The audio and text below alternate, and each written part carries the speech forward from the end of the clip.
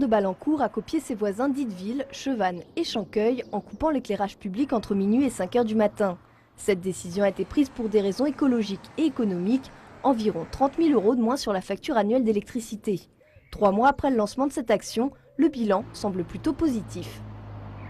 Au niveau, évidemment, consommation, forcément, avec 5 heures de moins par nuit, on a une baisse de la consommation. Sur les statistiques gendarmerie, il y a eu un cambriolage d'enregistré entre minuit et 6 heures du matin sur cette période, alors qu'il y en avait eu 2 l'année dernière. Alors bon, c'est un peu anecdotique. Par contre, sur l'ensemble des vols dans les voitures et tout ça, ça a largement baissé de plus de 27%.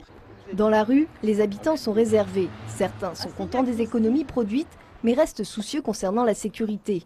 D'autres préconisent d'éteindre seulement après la dernière séance de cinéma et après l'arrivée du dernier transport en commun. L'association J'aime ma ville a lancé une pétition pour dénoncer ces craintes et proposer des améliorations. Il y a des endroits où il faut réduire, lors du changement d'ampoule, il faut réduire la puissance des ampoules. Il y a des endroits où il faut même supprimer ou rendre inactifs certains lampadaires. Dans 3 mois, un vrai bilan sera réalisé en mairie et seulement après, l'équipe municipale décidera ou non de poursuivre ce dispositif. À noter, dans la ville, les enseignes appliquent déjà pour la plupart le nouveau décret.